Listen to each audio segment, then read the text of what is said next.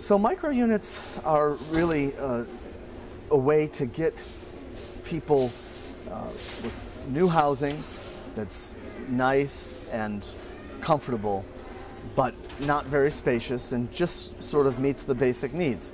It's full kitchens, full bathroom.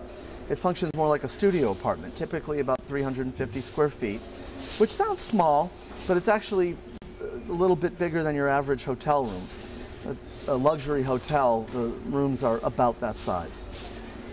So microhousing is a great way for developers to earn a good return because we can put more units in a given envelope, and it's a great way for residents to be able to afford to live on their own in nice locations because the buildings and the units are generally smaller, so you're paying less than you would for a larger place. So it's really a situation that's good for both the developer and for the resident.